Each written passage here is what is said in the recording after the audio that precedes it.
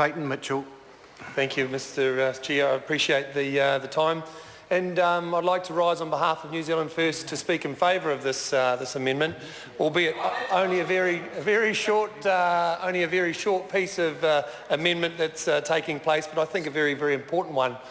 And I spoke to this amendment last week for some time, although I struggled to fill up 10 whole minutes because, of course, it is in fact only one line of difference, but a very important line nonetheless. And I do support some of what Mr. Mallard is talking about with regards to what it's going to be covering as far as betting goes, whether it's illegal betting or otherwise.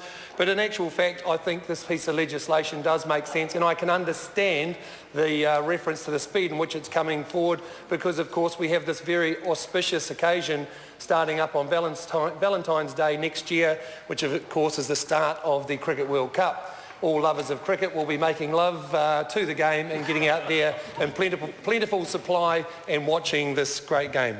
And all nations of the world will obviously have their eyes fixated on New Zealand, and I think it's great and very, very poignant for us to be able to push this piece of legislation forward at a manner to actually say that this sort of behaviour, this match fixing, this illegal activity is not going to take a hold in this country.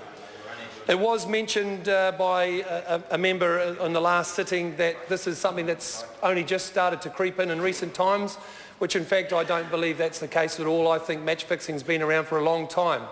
I think it's the ugly side to sports and recreation, and of course now that we've got so much sport betting going on around the world, I think we need to be seen to be doing a lot more with regards to that sort of illegal activity, Mr. Chair. It did reference to a cost in 2010 that internationally illegal betting and match fixing was a cost of about $140 billion to the world internationally, which is a huge figure when you think about what goes on behind the scenes to organise this sort of activity.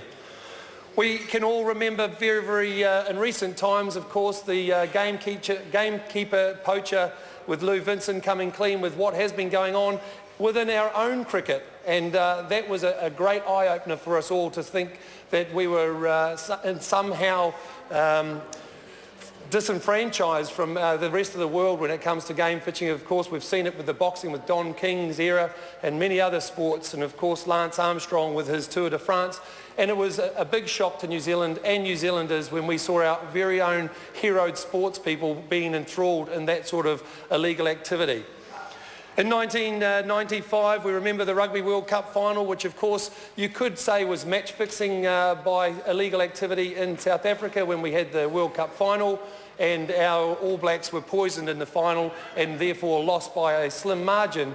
That to me, sir, is a huge indictment on that particular sporting event and a sporting occasion which the world holds in such high esteem, let alone New Zealanders who hold rugby and netball at the heart of our souls. And in 1981, when we witnessed the underarm bowling with Trevor Chappell, the last ball we had to get a 6 to make it an even for the Benson and Hedges World Cup final, and of course they did a dirty underarm bowl, and we'll never forget that moment either.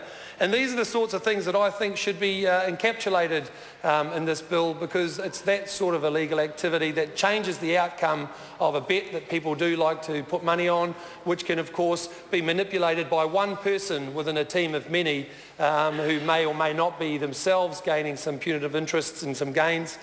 We need to make sure that that behaviour doesn't happen, because of course it has been going on for such a long time. With the World Cup coming, we've got the world's eyes looking upon New Zealand with the Cricket World Cup in particular, Mr. Chair, and I think this piece of legislation needs to be put through as quickly as possible with as little objection as possible, and New Zealand First would commend the bill. Thank you very much.